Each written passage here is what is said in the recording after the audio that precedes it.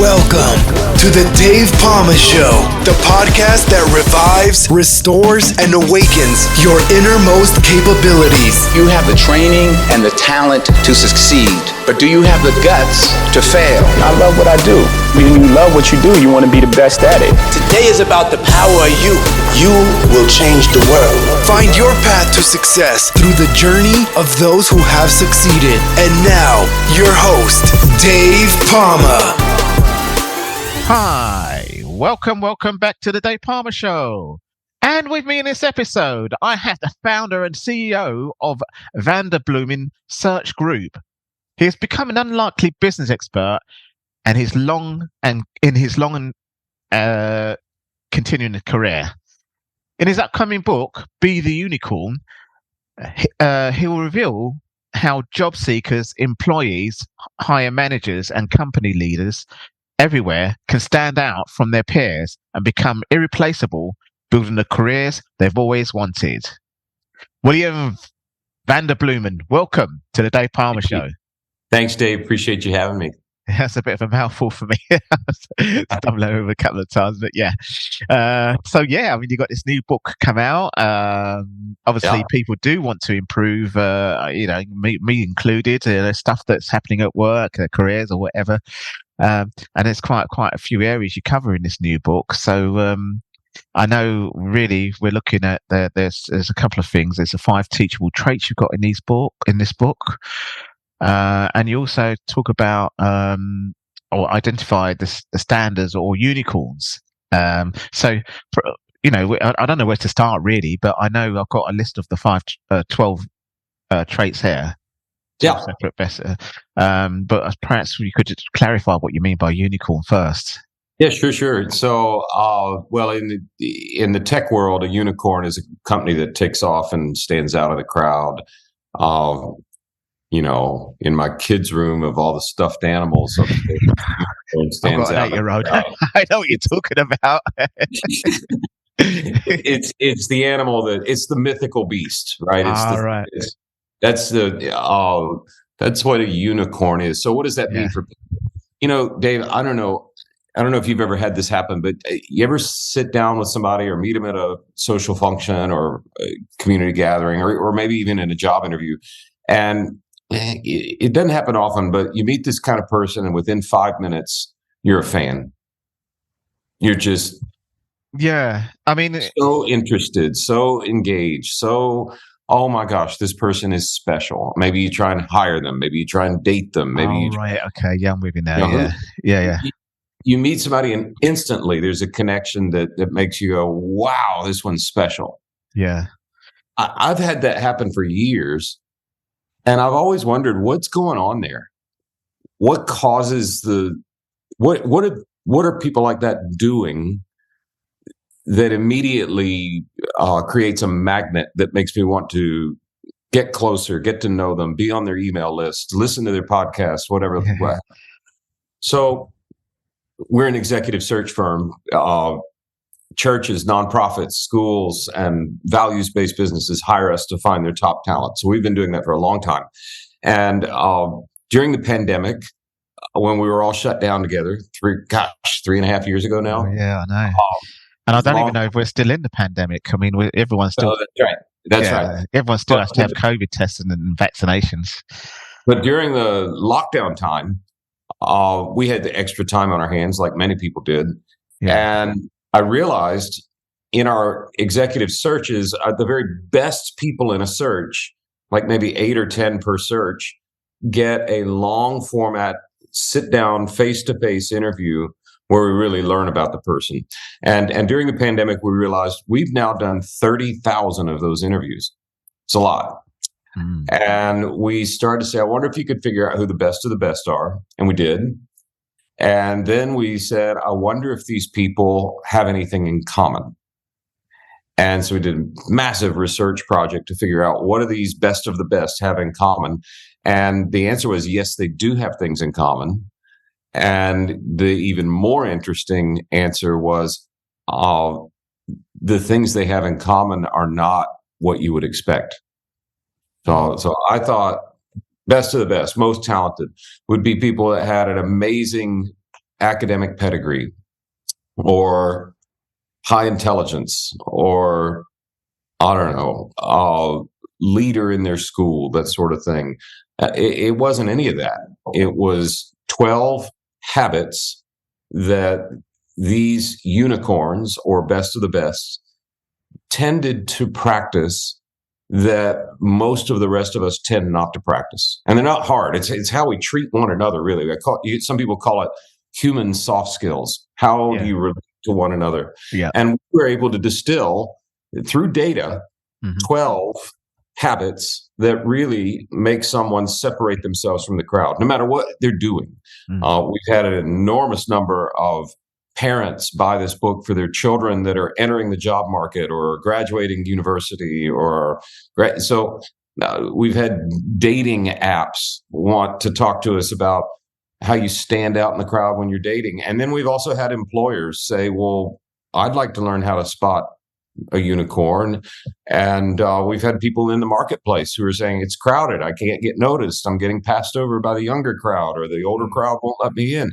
How do I stand out of the crowd? And so it's been really fun to figure out these 12 habits, I think all of which my mother probably told me when I was a kid I ought to be doing. But who wants to admit their mother's right? So now we actually have data to back up a lot of the lessons that we were supposed to learn as kids, just sort of intuitively. And I think it's going to be a real helpful resource to people who are trying to get ahead, trying to improve themselves, trying to stand out of the crowd, just by learning these 12 habits and how to apply them to life. Yeah. So without further ado, let's just briefly go through these 12 habits so people get a feel. Obviously, you don't want to tell us about what's in the whole book, but obviously it will just give them a little taster, wouldn't it, really? And then obviously look to your book or even your services to find out the rest. So what are the 12 skills that separate the best leaders from the rest? Well, we have limited time. It would take me forever. Okay.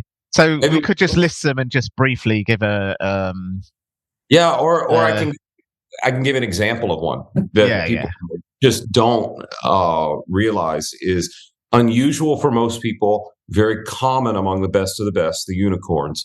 And if you adapt it to your life, you'll start to stand out in the crowd. So what's one? One, I think it's the very first of the 12 that we list in the book, is called the fast. Yeah. And you say, well, I'm not fast. Well, I'm not fast either. There are not many fast people of Dutch descent. We're built for wind resistance, not for the amount of windmills there. So really, probably if we were the title of the chapter draws people in, but really the key habit here is not speed, it's responsiveness. How quickly do you get back to people when they email you, when they call you, when they message you, WhatsApp with them? How quickly do you get back to them? It's interesting. The unicorns are almost compulsive in their efforts to get back to people very quickly. Most of the rest of us are horrible at getting back to one another quickly. And it cuts across all sectors, sales and marketing and business, dating, how you get back to people when they need a response for an event. And, some of the most interesting data we found, we looked at in the sales world. So if you're in the business world, you hope you get leads in that are potential customers, and then you hope that salespeople follow through and turn them into customers, right? So what we found in our research is most of the time when a lead comes in, people wait days to follow up on it. When, pretty detailed research on how sales works shows that if the lead comes in and you respond right away, you've got a very high likelihood of talking to that person. If you wait, you have almost no chance of talking to people. And skilled salespeople wait too long. Unicorns actually get back to people, and it's just uncanny. In our company, one of our core values is ridiculous responsiveness. So if you write into our company, they will get back to you within a minute, usually in the States. Might be a little different with a little time delay to the UK. But we are always getting told, wow, you actually got back to us. So it's simple things like that. And in the book, we take each of these 12 habits and we give a case study of someone we've seen that's really good at it. We tell you what we're learning from all the unicorns we interviewed, and then how you apply this to your life and actually take some tangible steps toward becoming more responsive in your life. So that's just one of the 12. I think it will. You're right, though. It will actually take quite a long time to actually go through the whole lot of them. So perhaps we could just pick a few that you would say that we could talk about. 3 or 4 of them, maybe. So fast is one of them. We could pick another 4 out that maybe you'd like. Yeah. So it's interesting. Some of them could be linked, because I see fast, but I also see there's one. Oh, where is it now? Agile. Speed and agility goes together, doesn't it? It does go together. Yeah. It's interesting, though. You can return a phone call very quickly if you do it the same way every time. Agility really speaks to the ability for people to constantly adapt. Right. And my goodness, how much adaptation have we had to do in the last 3.5 years? Oh, my God. Especially that first lockdown for the whole world. Oh, that was... Yeah. And I talk to company leaders all the time, and I say, well, what'd you find out during the pandemic? And they say, we found out who our most talented people were. All right. Okay. Really? Yeah. Well, who's that? Well, it's the ones that were able to pivot. Yes. Able to shift and change and do things differently. Yep. And what's so interesting about agility is it's probably the only one of the 12 habits that naturally goes away on a daily basis. Right. You have to fight extra hard the older you get to stay agile. Yeah, that's right. Yeah. I mean, like, Dave, I realized this years ago when I like to jog a little bit or run for my exercise. Yeah. And I'm getting old enough where I have to stretch every day or I'm going to hurt something. And honestly, the stretching is more work than the running. Yeah, of course, yeah. And my littlest kid came in one day while I was stretching and just really struggling. And she touched her toes and bent over backwards and tied herself into a pretzel because, little kids can do that, right? And she got up and left and kind of smiled at me, didn't say a word because here I am just trying to touch my toes. And I just realized, wow, William, every day you're alive. When you're a toddler, you can bend like that. When you're in your 50s, you cannot. Every day I'm alive, I get less flexible. Yeah. So it's just so easy to fall back on the way we've always done it. And the world we're in now, I mean, it changed a lot 3 years ago, but you look at what's happening with artificial intelligence, you look at what's happening with technology. The people who are able to pivot and shift and change, they're always the ones that rise to the top. And there's some very, it takes a lot of discipline, but there's some very simple steps that if you follow them, you can increase your agility and stand out in the crowd. Yeah, You're right. They are somewhat interrelated habits. It's fascinating to look at all 12 as a composite sketch and say, that's a unicorn. Yeah. Yeah, no, certainly that was definitely came apparent during the first year of that pandemic in 2020. Yeah, that's always going to be a year to remember historically. 2020. I don't know how it was in the UK, but the media here used the word pivot. Yeah, no, we used the word pivot as well. Oh my gosh, I feel like it's a 4-letter word, Dave. I got well, it's actually 5 letters, but yeah, I know what you mean. You know what I mean? Like it's profane. I don't want to hear that anymore. Yeah, but I know. I think it is the new normal. Yeah, it's the new. That is, yeah. Yeah. So the people who show an ability to say, "How do I learn something new?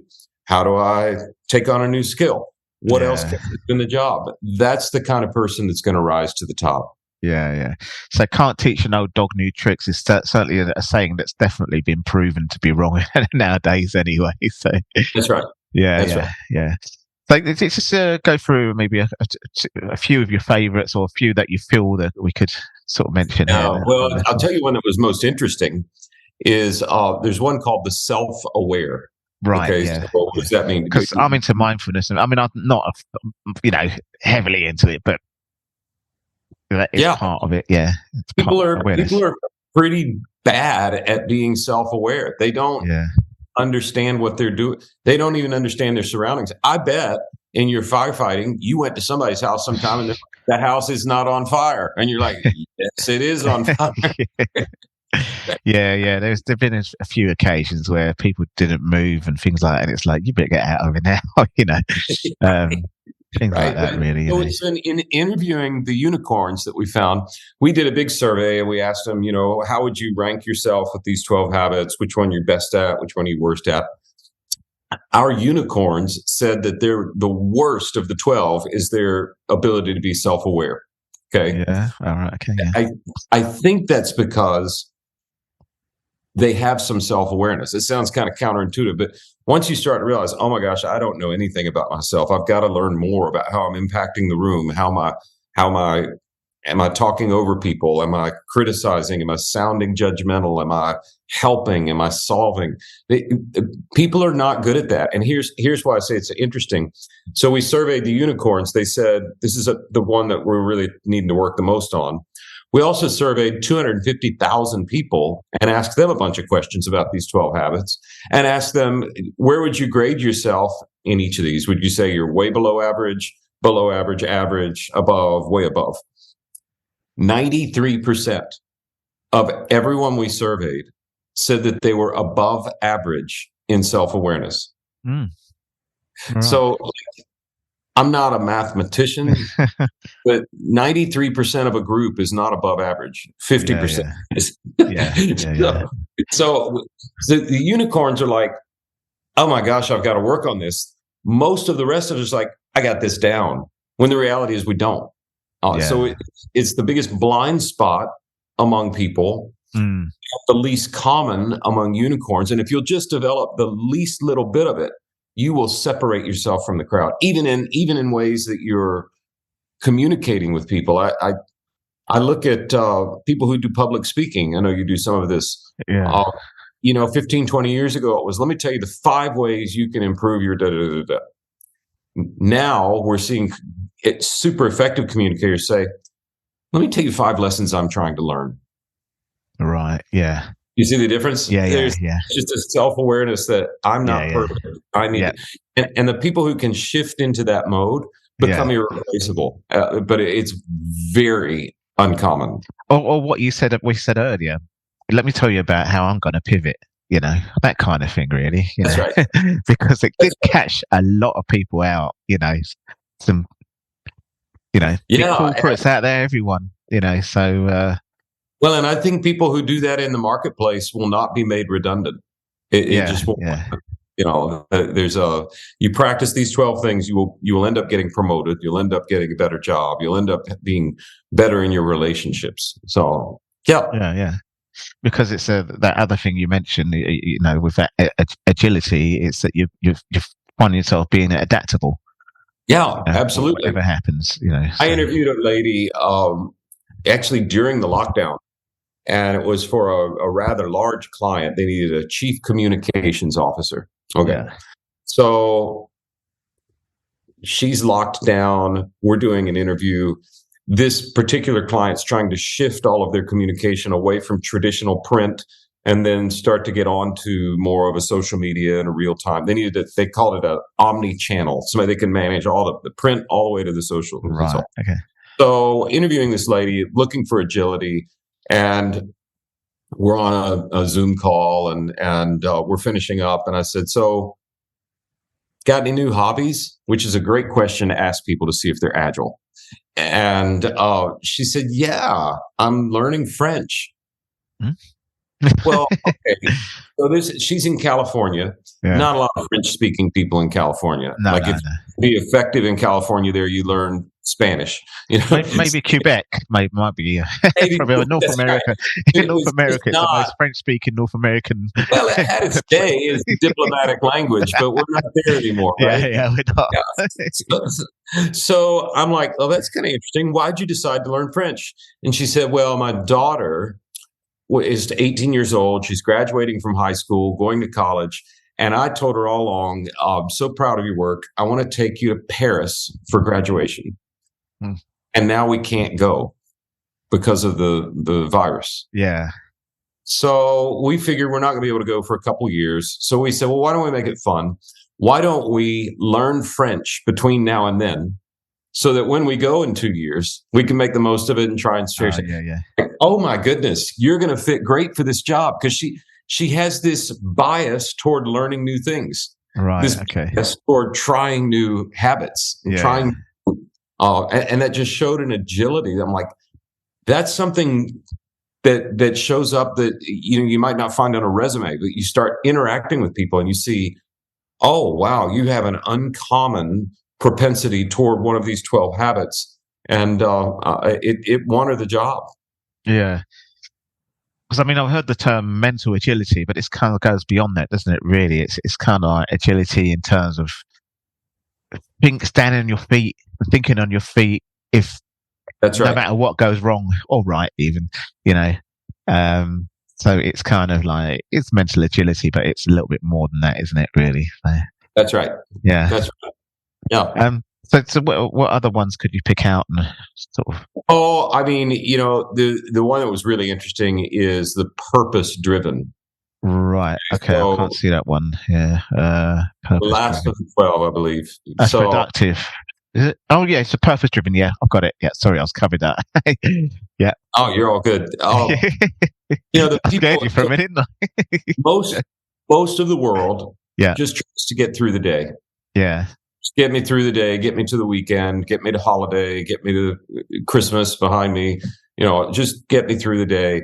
And they sort of accept things as a status quo. I keep going to the job, I do the same thing every day, and another day older, that sort of thing. Yeah. The unicorns have somewhat of a North Star that guides their life. Yeah. And it could be very mundane. It could be, I want to make a pile of money, which you can't take with you when you die, but at least it's something that's guiding life. Or but if you say I want to make a pile of money to spend, and you're not going to take it with you when you die. Right. Or it could be more noble. It could be, I want to cure cancer, which I'm 2 miles from the MD Anderson Cancer Center. My neighbors actually wake up in the morning thinking that this fantastic slogan for the hospital there, making cancer history. Yeah. Right. And saying, I'm going to make cancer history. Yeah. The unicorns have, for some people, it's their faith, right? They have a sense that this world is not all there is. I'm driven by a set of principles that guide me beyond this world. There's just a North Star for unicorns where most everybody else has their head down. Yeah. Just kind of getting through the day. Yes. Yeah. We tried to offer some concrete examples of that, and then also some pointers for how you might try and discern what is it's not as important that you have the right North Star, just that you have one that's driving everything that you do, so that you start to shine, you start to have purpose and meaning in what you're doing. Now, I have values I'm driven by, which I think are the best that there are, but that's not the point. The point is to have something other than just get me to the weekend, just get me to holiday, get me. So, yeah. No, absolutely. Yeah, that's something very in the personal development world and coaching world is purpose is one of and purpose and values. They're two things that beliefs, values, and that's right. Purpose. Yeah, they tend to be. Yeah, and maybe lastly, I think you can appreciate this. You look at your resume, and man, look at what you've done with your life. It's pretty amazing.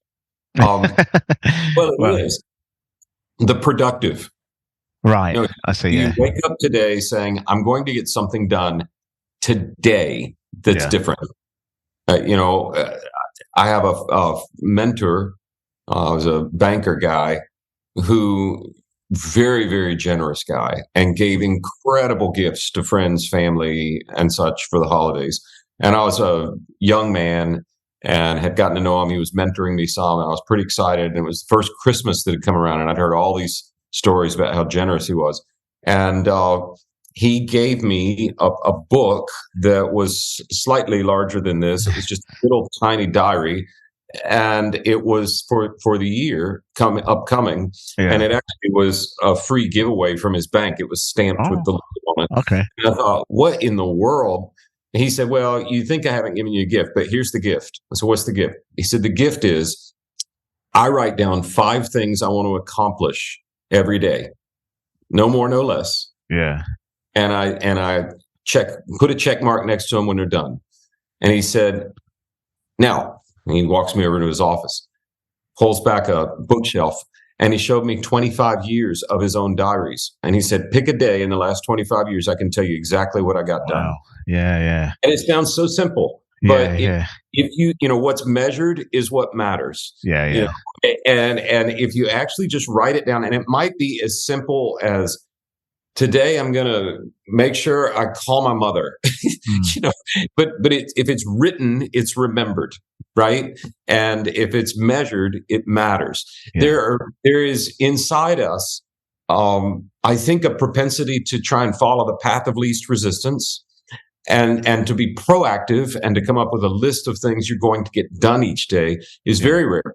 When you spot people who do that, it's like, wow, I want to hire them. I want to date them. I want to be around them.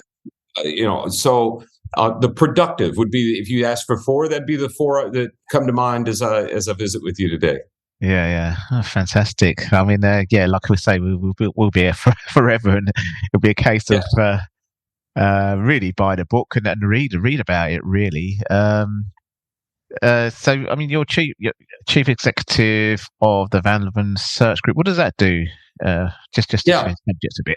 So a search firm is basically, I need to find a new top person for our organization. How do I go find them? You hire us to help you find them. A new CEO, a new CFO, new COO. Now, Yep. And we started in the faith sector. We started helping in the U.S., helping churches find their pastor.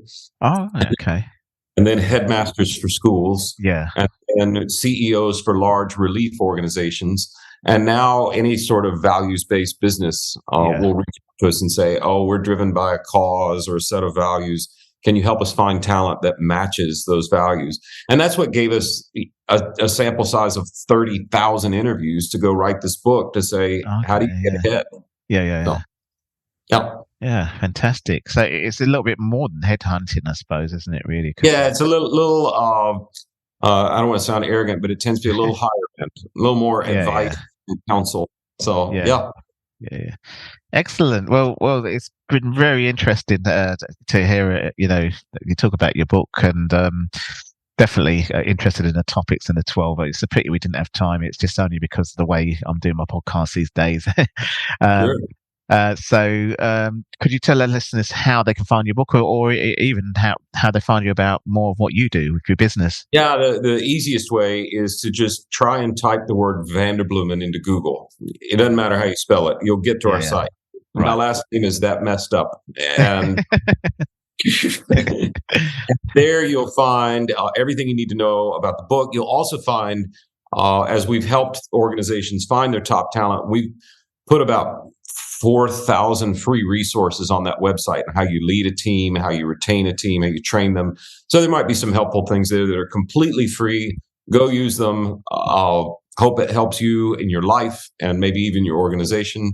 If you want to just learn about the book, the best website to go to is theunicornbook.com.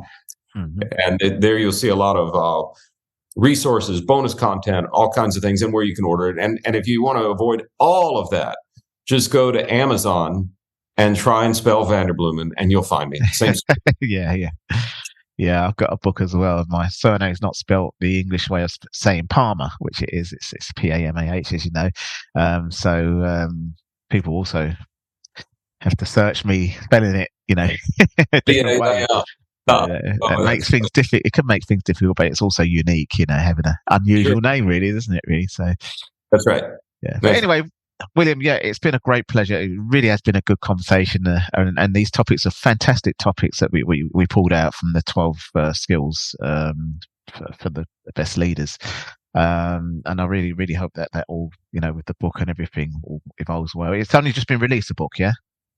It is released in the US. You can order it on Amazon in the UK, and I think it hits stores in the UK January 1st. Right. Excellent. Well, this episode is actually releasing in January the 16th, I think. So it should be on the stores right now. Excellent. Well, William, thanks a lot for coming on the show, talking about your book and sharing what you know and what you do. Thanks, Dave. It's a pleasure. And thanks for all you're doing. You're an inspiring story, and appreciate the work you're doing. That's all for this episode. Thanks for listening. And remember, if you want to support what we do, then share, subscribe, and leave a review over on Apple Podcasts. Or head over to my website, davepalmer.com, and click on Rate Show. Well, that's all for now, but I'll see you in the next episode of The Dave Palmer Show. Follow us on Facebook, Twitter, and Instagram.